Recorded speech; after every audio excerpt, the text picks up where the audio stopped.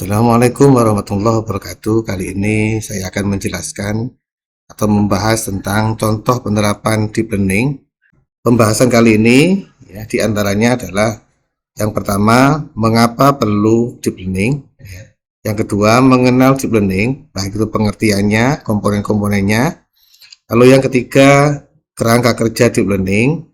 Keempat, contoh perencanaan deep learning, lalu contoh pelaksanaan deep learning, dan contoh asesmen deep learning. Dan nanti ditambah dengan tantangan implementasi deep learning, dan yang terakhir adalah tutorial pembuatan media berbasis AI sebagai pendukung pelaksanaan model atau pendekatan deep learning. Nah, beberapa waktu lalu Bapak Mendikdasmen, Bapak Abdul Mukti mengatakan bahwa akan menambah 2 mata pelajaran baru, yaitu mata pelajaran coding dan AI. Mata pelajaran ini akan mulai kelas 4 SD atau MI, meskipun di situ sifatnya tidak wajib atau mata pelajaran pilihan atau ekstrakurikuler. Tapi di sini bisa menjadi tantangan atau peluang. Nah, seperti apa pembahasannya terkait dengan ini juga nanti kita lanjut pada slide berikutnya. Nah, yang pertama kita membahas tentang mengapa perlu deep learning. Yang pertama adalah adanya keterlibatan. Keterlibatan di sini adalah guru membangun keterlibatan peserta didik sebagai subjek belajar untuk memperoleh pengalaman belajar yang bermakna. Di sini adalah keterlibatan tidak hanya guru dan peserta didik atau antar peserta didik, tapi keterlibatan di sini bermakna juga lebih luas, yaitu pembelajaran yang melibatkan orang tua, masyarakat, dunia industri, dan lingkungan sekitar. Kedua adalah berkesadaran. Berkesadaran itu maksudnya guru lebih dapat membangun kesadaran peserta didik untuk menjadi pembelajar yang aktif, termotivasi secara intrinsik untuk belajar. Jadi mereka itu belajar karena motivasi diri, bukan karena terpaksa atau formalitas mengikuti pembelajaran itu, tapi memang sadar bahwa pembelajaran itu penting untuk diikuti atau dipelajari. Yang ketiga adalah memuliakan. Memuliakan guru dan peserta didik lebih saling menghargai dan menghormati potensi, martabat, dan nilai-nilai kemanusiaan. Maksudnya memuliakan ini, setiap peserta didik itu memiliki keunggulan, memiliki bakat, kecerdasan masing-masing. Jadi tidak bisa si A lebih bagus daripada si B. Setiap peserta didik itu punya kelebihan masing-masing dan guru harus fokus pada kelebihan atau bakatnya itu, bukan kekurangannya. Oleh karena itu, guru harus memuji setiap peserta didik. Tidak ada diskriminasi lagi, tidak ada kesenjangan lagi antar peserta didik. Oleh karena itu semuanya harus dimuliakan. Nah, yang selanjutnya adalah pengembangan budaya belajar. Guru lebih dapat mengembangkan kreativitas dan berinovasi dan melibatkan peserta didik dalam pengembangan pengalaman belajar. Budaya belajar itu tidak hanya di kelas saja, di situ melibatkan peserta didik. Jadi pengetahuan, informasi itu semuanya kolaborasi antara guru dan peserta didik, tidak hanya dari guru saja. Di sini dikembangkan kreativitas, kemudian inovasi-inovasi, bisa berbasis project, peserta didik mencari, kemudian discovery learning. Jadi di situ budaya belajar dikembangkan, baik di dalam kelas maupun di luar kelas. Selanjutnya, pemanfaatan teknologi digital itu sebuah hal yang penting dalam penerapan deep learning. Di sini guru dan peserta didik lebih dapat memanfaatkan teknologi digital untuk memberikan efisiensi dan efektivitas, mulai dari perencanaan, pelaksanaan, hingga evaluasi.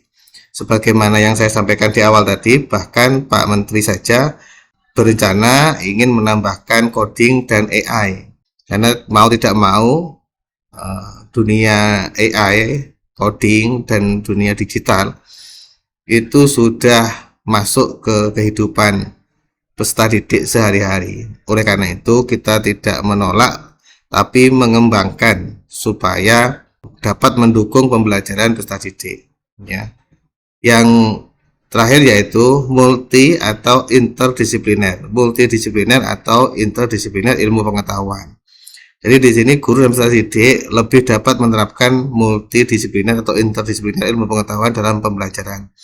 Jadi misalnya ada sebuah objek, ya, misalnya ada sebuah objek bencana alam, misalnya, itu bisa dikaji dalam berbagai aspek ilmu pengetahuan, misalnya dari aspek kesehatan bagaimana, dari aspek agama bagaimana, dari aspek sosial bagaimana. Jadi seperti itu. Itu namanya multidisipliner ilmu pengetahuan. Objek yang sama dikaji dalam berbagai aspek supaya pemahamannya itu mendalam. Oleh karena itu disebut deep learning, pemahaman atau pembelajaran yang mendalam. Oke. Slide selanjutnya adalah apa itu deep learning? Deep learning itu secara sederhana adalah pemahaman yang mendalam, ya, dengan mencakup materi yang sempit. Ya, ini disampaikan juga oleh Pak Menteri bahwa selama ini peserta didik itu mempelajari banyak aspek tapi tidak mendalam atau hanya permukaannya saja. Oleh karena itu deep learning itu adalah aspeknya atau elemen yang dipelajari itu sedikit, ya, tapi dipelajari sampai mendalam. Itu namanya deep learning. Kemudian tidak hanya kejar tayang, tidak formalitas, dan lebih ke aspek kualitatif ketimbang kuantitatif. Jadi selama ini guru dalam mengajar itu dikejar-kejar, ya, dikejar-kejar waktu, dikejar-kejar materi yang banyak, ya, sehingga tidak sampai mendalam, sudah geser ke materi yang lain, ya. Nah, karena di situ materinya yang banyak dan alokasi waktunya yang sedikit. Dan tidak formalitas, jadi tidak hanya sekedar asal belajar saja seperti tadi itu, harus penuh kesadaran, ya, belajar itu, dan lebih ke kualitatif. Jadi selama ini mungkin dalam penilaian itu banyak sekali angka-angka, prosentase dan lain-lain, tapi tidak ada artinya ini maknanya apa angka-angka ini. Jadi sekarang lebih diarahkan ke kualitatif. Deep learning bukan kurikulum, ya, karena selama ini ada juga guru atau orang yang menganggap bahwa deep learning ini adalah kurikulum. Artinya perubahan kurikulum dari Kurmer ke deep learning, bukan. Sekali lagi, deep learning bukan kurikulum, tapi pendekatan pembelajaran. Nah, komponen deep learning itu ada 3. Yang pertama, mindful learning, itu adalah pembelajaran dengan penuh kesadaran, ya. Yang kedua, meaningful learning, pembelajaran yang bermakna. Dan yang ketiga adalah joyful learning, pembelajaran yang menyenangkan. Nah, 3 komponen ini harus muncul di setiap pembelajaran. Jadi begitu, nanti berimbas nanti ke perencanaan pembelajaran itu muncul meaningful learningnya di aspek mana, ya, mindful learningnya di aspek mana, dan joyful learningnya di aspek mana, itu dijelaskan. Mindful learning ini pembelajaran yang penuh kesadaran, tadi itu sudah saya jelaskan bahwa belajar itu harus dari motivasi intrinsik, dari rasa ingin tahu, dari memahami bahwa belajar materi itu penting. Jadi seperti itu. Meaningful learning itu pembelajaran yang bermakna. Jadi tidak hanya sekedar hafalan saja, tidak hanya sekedar menuntaskan ujian saja, tapi bermakna. Pembelajaran itu nanti bisa dijadikan acuan, ya, di kehidupan sehari-hari. Oleh karena itu pembelajaran meaningful learning itu harus kontekstual, sesuai dengan kondisi yang ada di lingkungan sekitar peserta didik. Nah, yang ketiga adalah joyful learning, itu adalah pembelajaran yang menyenangkan. Menyenangkan ini ya perspektif peserta didik. Jadi kadang ada guru yang menganggap pembelajaran itu menyenangkan, tapi peserta didik tidak merasa senang, maka itu perlu dirubah. Jadi acuannya joyful learning itu menyenangkan perspektif peserta didik. Oleh karena itu guru harus menyesuaikan apa yang disenangi peserta didik sekarang, yaitu karena peserta didik itu sekarang adalah Gen Z, ya, termasuk generasi digital. Oleh karena itu pembelajarannya ya harus diarahkan ke bidang mereka, ke dunia mereka, ya. Nah, ini adalah kerangka umum pembelajaran mendalam atau deep learning, ya. Pembelajaran mendalam itu ada beberapa kerangka. Yang pertama terkait dengan dimensi lulusan. Ya, di sini ada 8 dimensi lulusan. Lalu pada lapisan berikutnya adalah prinsip pembelajaran, ada 3 yang saya sampaikan tadi itu, bermakna atau meaningful learning, ya. Lalu berkesadaran, mindful learning, dan yang ketiga adalah menggembirakan atau menyenangkan atau joyful learning. Nah, lapisan yang berikutnya adalah pengalaman belajar. Pengalaman belajar ini mempadatkan taksonomi Bloom yang sudah ada sebelumnya, ya. Di sini diringkas menjadi 3, yaitu memahami, mengaplikasi, dan merefleksi, ya. Nanti kita bahas secara terpisah. Lalu kerangka yang paling luar adalah kerangka pembelajaran. Di situ ada praktik pedagogis, lingkungan pembelajaran, ya, pemanfaatan digital, ya, dan kemitraan pembelajaran. Nah, mari kita bahas satu persatu. Yang pertama, 8 dimensi profil lulusan, ya. Ini ada 8. Mungkin ini ada kesamaan, ya, dan sedikit perbedaan dengan P5, atau mungkin sebelumnya juga ada pendidikan karakter, itu hampir sama. Nah, di sini diringkas menjadi 8 profil lulusan. Yang pertama adalah keimanan dan ketakwaan terhadap Tuhan Yang Maha Esa, ya. Lalu kewargaan, ya, terkait dengan nasionalisme, terkait dengan mencintai atau rasa cinta tanah air, menghargai keragaman budaya, dan seterusnya. Yang ketiga adalah penalaran kritis, ya. Di sini menuntut siswa untuk bisa berpikir kritis, berpikir tinggi, ya, pemahaman tingkat tinggi. Yang keempat adalah kreativitas, ya, menuntut siswa untuk membuat inovasi, kemudian kreatif, ide-ide baru, dan seterusnya. Nah, yang kelima adalah kolaborasi, ya, menuntut siswa untuk bisa secara efektif bekerja sama dengan orang lain, ya, baik dalam pembelajaran maupun hasil pembelajaran nanti ketika diterapkan di kehidupan mereka. Lalu yang keenam adalah kemandirian, ya. Hasil pembelajaran itu diharapkan dapat memicu kemandirian siswa, ya, baik dari nanti ketika mencari pekerjaan, ketika melaksanakan kegiatan sehari-hari, ya, menuntut untuk siswa supaya bisa mandiri. Nah, ini yang ditambahkan yang mungkin tidak ada di profil sebelumnya, yaitu kesehatan. Kesehatan di sini kesehatan fisik maupun kesehatan jiwa. Dan yang terakhir adalah komunikasi.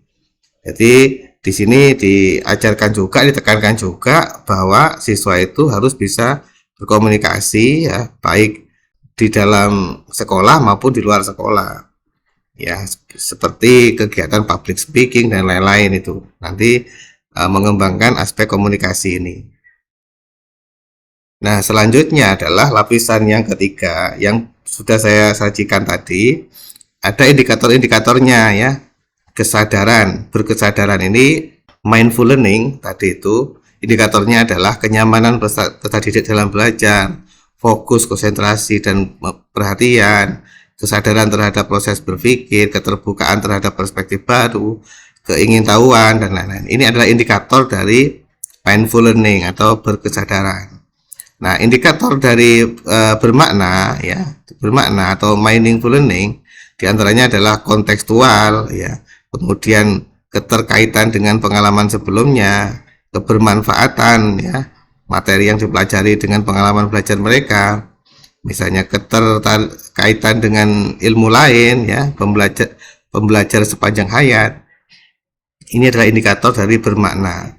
Sedangkan indikator dari joyful learning atau menyenangkan atau menggembirakan diantaranya adalah lingkungan pembelajaran yang interaktif, ya, tidak satu arah dari guru ke siswa saja tapi interaktif.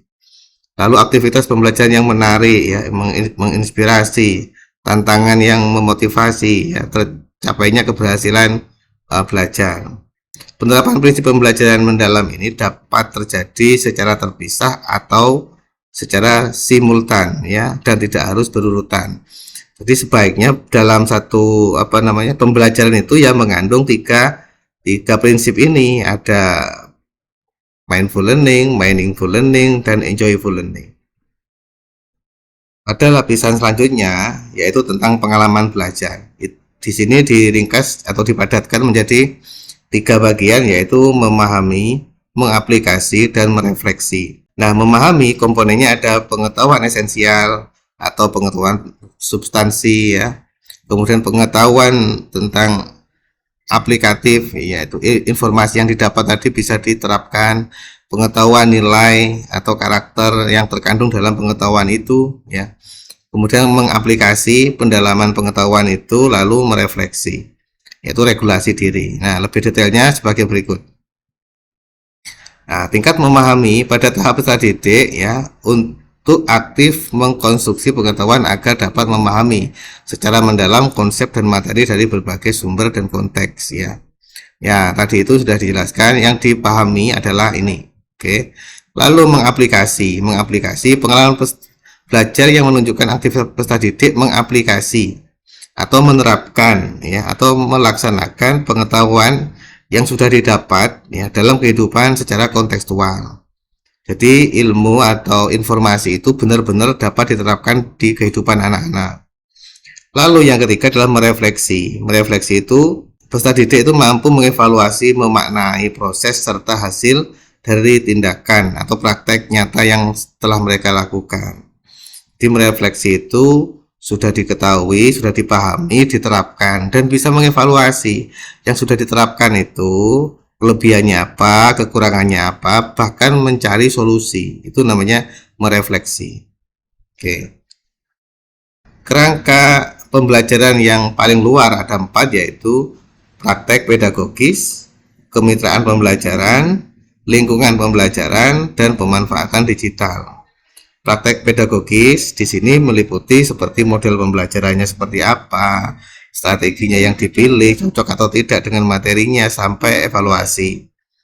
Ya, kemitraan pembelajaran di sini diharapkan pembelajaran itu ya, itu bermitra atau berkolaborasi antara guru, peserta didik, orang tua ya, dan kemitraan profesional, misalnya dunia usaha ya, kalau misalnya di sekolah vokasional atau SMK atau MA keterampilan ya, itu jelas-jelas lebih fokus ke dunia industri. Lalu yang ketiga, lingkungan pembelajaran. Jadi di sini mengintegrasikan antara ruang fisik di kelas ya, ruang virtual atau ruang digital ya, dan budaya belajar yang ada di lingkungan. Jadi diintegrasikan tidak hanya di ruang kelas saja. Jadi siswa bisa mengembangkan ilmu yang didapat dari guru yang sedang di kelas ya, dengan dunia digital yang tanpa batas ya. Kemudian nanti dikontekstualisasikan ilmu yang didapat dari guru dan ruang virtual tadi dengan kehidupan nyata di kehidupan mereka di lingkungan sekitar. Lalu yang keempat yaitu pemanfaatan digital. Itu sebagai supaya menciptakan yang lebih interaktif, kolaboratif, dan kontekstual ya. Nah, ini nyambung dengan bagian pengalaman belajar tadi. Dibandingkan kalau deep learning itu ada 3, hanya diringkas menjadi 3 ya. Kalau taksonomi Bloom sebelumnya ya, yang paling baru ini ada 6 tahapan, yaitu mengingat, memahami, menerapkan, menganalisis, mengevaluasi, dan mencipta. Tahapan mengingat, memahami, menerapkan ini disebut LOTS ya, atau berpikir tingkat rendah. Sedangkan yang atasnya ini disebut HOTS ya, higher order thinking skill, atau berpikir tingkat tinggi. Nah, bisa dibandingkan memahami di deep learning itu sama dengan mengingat dan memahami di taksonomi Bloom ya. Lalu mengaplikasi ini sama dengan menerapkan dan menganalisis yang di taksonomi Bloom. Merefleksi ini sama dengan mengevaluasi dan mencipta atau mengkreasi pada taksonomi Bloom. Maka higher order thinking skill ya pada deep learning itu berarti sama dengan 2 dan 3 ini ya. Sedangkan memahami ini kategori LOTS ya, atau berpikir tingkat rendah. Nah, ini ringkasan dari kesemua pembahasan tadi. Deep learning itu sebagai solusi, mengapa? Karena di dalamnya ada 3 komponen ya. mindful learning, meaningful learning, dan joyful learning. Nah, nanti ketiganya ini ya dipelajari, tidak hanya kognitif saja, tidak hanya pengetahuan intelektual saja, tapi ada sesuai dengan ajaran Ki Hajar Dewantara, yaitu olah pikir ya, ini intelektual ya. Lalu olah hati, ini kaitannya dengan etika, karakter. Kemudian olah rasa ini kaitannya dengan estetika, yaitu seni, keindahan, dan lain-lain. Lalu olahraga ini kaitannya dengan kinestetik atau fisik ya, olahraga fisik. Lalu kesemuanya ini akan mewujudkan 8 dimensi profil lulusan tadi itu. Nah, ini ringkasan, skema ringkasan terkait dengan pelaksanaan deep learning. Ekosistem pendidikan dalam deep learning itu sekarang dibalik ya. Kalau sebelumnya ya seperti ini, paling atas pemerintah pusat, pemerintah daerah, kepala sekolah, dan guru ya. Jadi guru ini sebagai pelaksana dari pemerintah pusat, pemerintah daerah, hanya sebagai pelaksana. Kalau sekarang dibalik. Jadi dimulai dari guru dulu, pengembang materinya guru, yang memotivasi guru, lalu yang mendesain guru, dan seterusnya. Lalu dibalik ke bawah. Jadi pemerintah pusat itu hanya menerima laporan, hanya menerima hasil saja atau pemberitahuan saja. Jadi pengembang utama adalah guru. Sekarang begitu. Karena yang mengetahui kondisi siswa, kondisi sekolah adalah gurunya masing-masing. Oleh karena itu, deep learning menuntut guru untuk lebih kreatif dalam mengembangkan materi, strategi, media, sampai asesmen atau evaluasi. Nah, ini adalah contoh perencanaan ya, nanti formatnya bisa dikembangkan sendiri. Contoh perencanaan pembelajaran menggunakan deep learning. Di sini isinya identifikasi kesiapan peserta didik sebelum belajar ya, seperti pengetahuan awal, minat, latar belakang, kebutuhan, mungkin gaya belajar disampaikan di sini. Peserta didiknya ada berapa, minatnya seperti apa digambarkan di sini. Lalu materi pelajaran. Di sini tuliskan analisa materi pelajaran ya, seperti misalnya jenis pengetahuan yang dicapai, kemudian relevansi dengan kehidupan nyata peserta didik, tingkat kesulitan ya, struktur materi, integrasi dengan nilai karakter, dan lain-lain. Jadi mata pelajarannya apa, kemudian jenis materinya seperti apa, dijelaskan di sini. Nah, bagian berikutnya adalah tinggal mencentang materi itu mengembangkan dimensi profil lulusan nomor berapa. Tadi itu ada 8, ini tinggal dicentang saja. Misalnya tentang keagamaan ya, tentang keagamaan tinggal dicentang DPL 1 ya, seperti itu. Lalu capaian pembelajaran ini sama seperti di Kurmer ya, silahkan dilihat capaian pembelajarannya. Lintas disiplin ilmu, lah ini tadi itu kan basisnya adalah multidisipliner, maka materi itu tidak hanya dibahas atau bisa dikaji melalui satu ilmu saja, tapi bisa dikaji melalui beberapa ilmu. Misalnya di sini IPA ya dengan agama boleh digabungkan di sini. Materi utamanya IPA, tapi juga bisa dikaji melalui agama. Misalnya tadi itu IPA tentang alam ya, tentang keanekaragaman sumber daya alam misalnya. Lalu dikaji juga melalui ayat-ayat misalnya, seperti itu. Lalu tujuan pembelajarannya ya sama dengan pada Kurmer. Kemudian topik pembelajarannya ya, materinya berarti isi materinya apa saja. Lalu nah ini adalah kerangka pembelajarannya tadi itu ya, ada 4. Praktek pedagogisnya, jadi model, strategi, metodenya seperti apa, medianya seperti apa, dijelaskan di praktek pedagogis.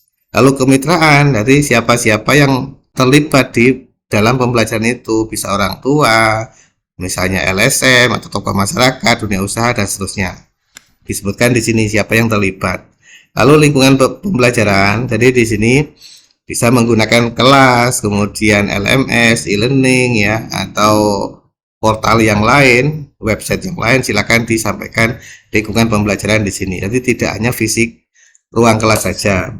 Lalu pemanfaatan digital, misalnya di sini menggunakan aplikasi apa, misalnya Quizzes atau Wordwall atau yang lain dijelaskan di sini. Nah, baru langkah-langkah pembelajarannya itu sama pada umumnya, ada kegiatan awal atau pendahuluan, inti dan penutup ya. Cuman di sini disarankan di setiap kegiatan itu harus mencerminkan prinsip deep learning tadi itu, yaitu kesadaran, bermakna dan mengembirakan di kegiatan awal. Misalnya berkesadaran ya, diberikan dulu persepsi yang mengkaitkan materi dengan kehidupan anak-anak ya, supaya anak-anak itu di awal itu sudah paham bahwa materi ini penting karena terkait dengan kehidupan mereka.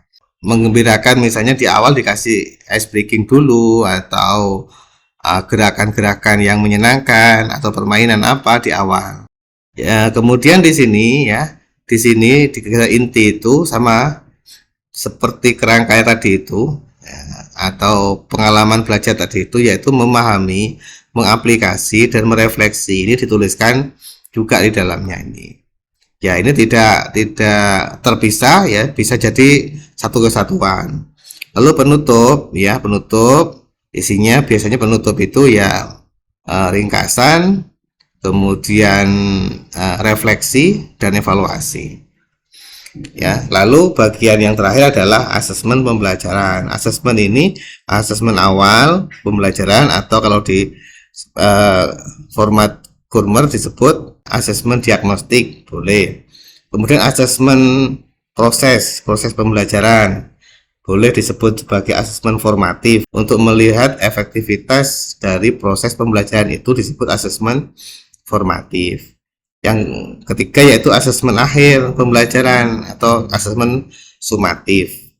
Ini bisa asesmen sumatif itu untuk melihat satu CP ya, kalau asesmen formatif untuk pembelajaran saat itu juga. Jadi seperti itu. Lalu contoh pelaksanaan deep learning pada mata pelajaran ya, misalnya pada mata pelajaran agama ya. Pembelajaran agama itu berfokus pada pengembangan spiritual, karakter, akhlak dan atau moral ya. Misalnya contohnya menggunakan experiential learning ya, yang mengajarkan nilai-nilai agama melalui pengalaman kehidupan sehari-hari, seperti siswa diberikan isu atau realita kenakalan remaja, kemudian diminta untuk mencermati dan mengajukan solusi. Jadi ini experience, jadi berdasarkan pengalaman di kehidupan sehari-hari anak, misalnya kasus tawuran misalnya ya, atau mabuk-mabukan untuk anak SMA biasanya. Silakan diamati yang ada di lingkungan kalian, lalu dicarikan identifikasi masalahnya, penyebabnya, sampai mereka diminta untuk merumuskan solusinya. Itu disebut experiential learning. Nah, lalu pendidikan Pancasila ini contohnya ya, dikasih studi kasus yang memberikan peserta didik untuk menyelesaikan permasalahan pada isu politik, isu sosial, hukum, dan mencari solusinya ya, hampir sama kayak tadi itu. Cuman di sini studi kasus terjadi di mana, misalnya di lembaga mana ya, seperti itu. Lalu matematika, pembelajaran berbasis masalah yang memberikan peluang peserta didik untuk memecahkan masalah nyata seperti komposisi dan nilai kalori makanan bergizi dengan menggunakan konsep proporsi, persentase dan seterusnya. Jadi tidak hanya hitung-hitungan saja, tapi juga bisa diterapkan secara real, secara nyata di kehidupan peserta didik. Misalnya mata pelajaran bahasa ya, contohnya menggunakan pembelajaran berbasis inquiry yang memberikan kesempatan peserta didik mengeksplorasi bahasa dengan mengumpulkan, mengolah, dan mengevaluasi informasi terkait dengan permasalahan sosial di masyarakat untuk mendapatkan pengetahuan baru. Jadi anak-anak disuruh mencari misalnya perbedaan dialektika bahasa ya, sama-sama bahasa Indonesia tapi beda daerah, beda tempat, beda dialektika, misalnya seperti itu. Nah, itu namanya inquiry, mereka mencari sendiri.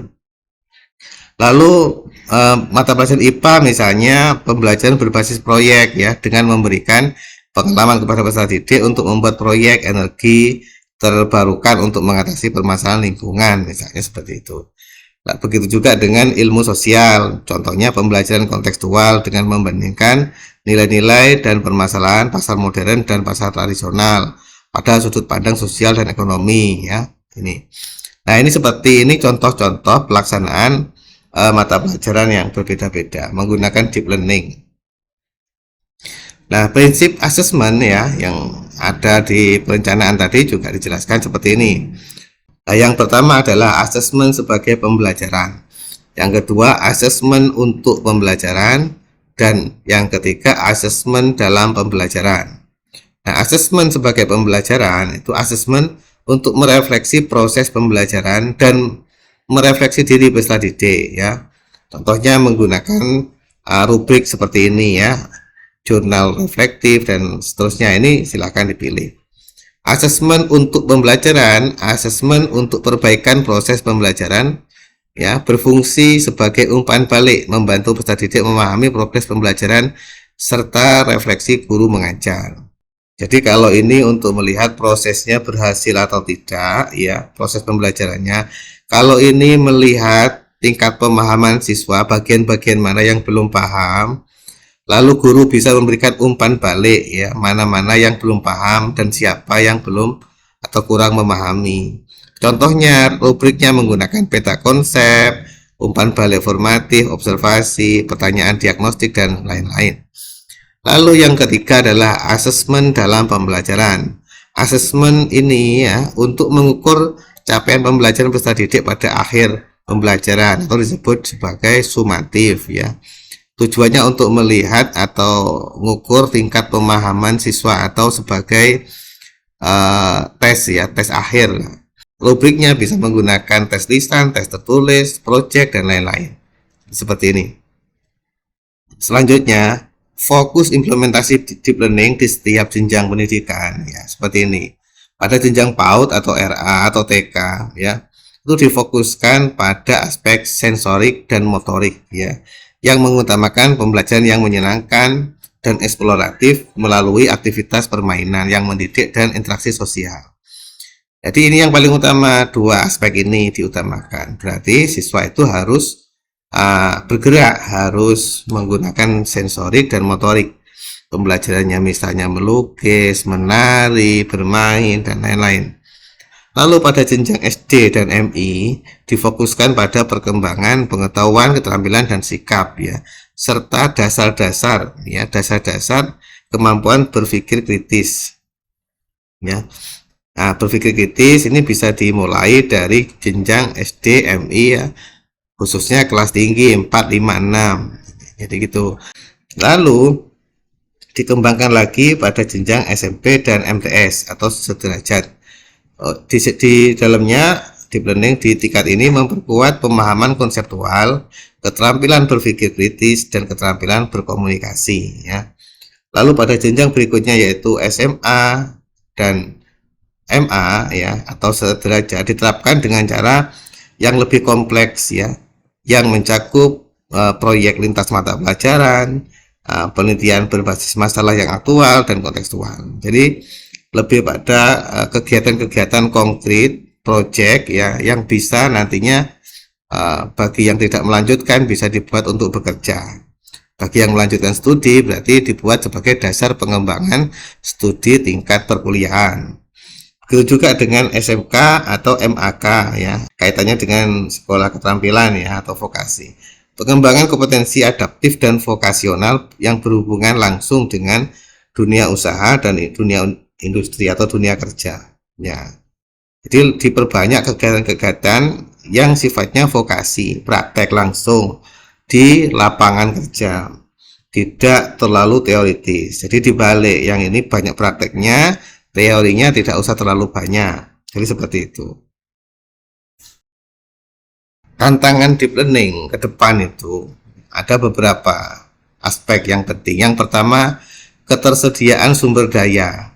Penerapan deep learning ini memerlukan fasilitas yang mendukung seperti laboratorium, perangkat teknologi, atau akses internet yang memadai. Dan ini tidak mungkin bisa merata ya di seluruh Indonesia, baik di kota maupun di desa. Oleh karena itu, ini sebagai tantangan mungkin berhasil diterapkan di kota, belum tentu berhasil diterapkan di pelosok desa. Oleh karena itu, menjadi PR bersama terkait dengan ketersediaan sumber daya ini. Nah, yang kedua adalah pelatihan guru atau kompetensi guru. Ketika ini diterapkan, otomatis nanti misalnya AI dan coding sudah diterapkan di lembaga sebagai mata pelajaran, maka guru juga harus memahami terkait dengan itu. Oleh karena itu, nanti butuh pelatihan guru ya, khususnya terkait dengan pendekatan deep learning dalam mengajar, yaitu yang tadi itu menggunakan misalnya teknologi digital dan lain-lain. Lalu yang ketiga, kurangnya standarisasi. Standarisasi ya, evaluasi hasil belajar dengan pendekatan deep learning ini yang pastinya berbeda dengan metode konvensional yang lain. Oleh karena itu, perlu adanya standarisasi tentang standar isi, standar proses, standar penilaian khususnya terkait dengan deep learning. Nah, yang terakhir yaitu masih adanya resistensi terhadap perkembangan teknologi. Ya, di kalangan masyarakat, baik guru maupun orang tua, itu masih ada yang enggan atau menolak penggunaan teknologi AI misalnya atau dan sejenisnya. Nah, ini sampai sekarang masih banyak, tidak perlu pakai AI dan lain-lain. Padahal secara nyata dibuktikan bahwa hampir semua aplikasi saat ini sudah menggunakan AI. Contohnya aplikasi media sosial TikTok, di sini ada AI. Kemudian di WA itu juga ada Meta AI. Kemudian di IG ya, tiap hari dipakai juga menggunakan AI. Di Telegram juga ada AI. Semua toko online juga menggunakan AI ya dalam menjawab keluhan dan lain-lain, itu mempromosikan produk dan lain-lain juga menggunakan AI. Bahkan di mobile banking semuanya menggunakan AI. Nah, jadi tidak mungkin kita bisa menghindari AI. Oleh karena itu, bagaimana mengelola AI ini supaya sesuai dengan arah ya, batasan-batasan yang diperbolehkan dan bermanfaat untuk kehidupan kita sehari-hari. Nah, ini contoh misalnya selain yang ada di aplikasi tadi, macam-macam chat AI ya, yang paling familiar adalah ChatGPT, ada Gemini, ada Humata, ada Perplexity, Braintext.ai ya, Nation.ai, You.com, Text to Speak dan lain-lain, masih banyak lagi. Ini contohnya. Nah, ini siswa jangan dialergikan terhadap macam-macam AI ini, tapi dipilihkan mana yang baik, mana batasan-batasannya, etika penggunaan AI yang benar seperti apa. Nah, selanjutnya saya sajikan beberapa tutorial, bisa kalian simak secara mandiri. Misalnya tutorial membuat media menggunakan word wall. Nanti bisa diklik atau dilihat di sini, nanti akan saya tampilkan di deskripsi video ini. Kemudian tutorial membuat kuisis ya, membuat evaluasi menggunakan kuisis. Lalu tutorial menggunakan wizard.me, ini bisa digunakan membuat LKPD atau yang lain juga bisa. Lalu tutorial penggunaan Canva ya, misalnya membuat presentasi, membuat media video, poster dan lain-lain, menggunakan Canva juga bisa. Lalu Haizen ya, aplikasi Haizen ini bisa membuat e-book, membuat LKPD, membuat evaluasi juga bisa. Kemudian Quiz Wizard ya. Lalu Assembler Edu, lalu bookcreator.com, nanti dilihat di tutorialnya ini. Lalu ini coding yang sederhana menggunakan Scratch ya. Nah, ini misalnya membuat game sederhana dari coding-coding ini, anak SD pun juga bisa ini sebenarnya. Nanti mata pelajaran coding dimulai menggunakan aplikasi Scratch ini juga bisa. Lalu membuat e-book ya, menggunakan portal Flip HTML5 ini. Lalu membuat media interaktif ya, bisa menggunakan apps creator. lalu bisa membuat ensiklopedia digital ya. Nah, seperti itu tadi penjelasan-penjelasan saya terkait dengan deep learning dan penggunaan AI dalam pembelajaran. Nah, di penutup ini saya sampaikan ada macam-macam guru atau 4 tipe guru perspektif tanda kutip ya VK. Ada guru wajib, guru yang kehadirannya diharapkan tapi ketidakhadirannya mengecewakan. Ada guru sunnah, guru yang kehadirannya diharapkan tapi ketidakhadirannya tidak dipermasalahkan. Ada guru makruh, guru yang kehadirannya tidak diharapkan dan hadir pun tidak terlalu penting. Ada guru haram, ya, guru yang kehadirannya menjadi musibah dan ketidakhadirannya menjadi berkah. Ya, ini sebagai penutup penyajian saya kali ini. Semoga bermanfaat dan mohon maaf apabila ada kata yang kurang berkenan. Terima kasih. Assalamualaikum warahmatullahi wabarakatuh. Terima kasih sudah menonton videonya. Jangan lupa like, komen, dan subscribe. Terima kasih.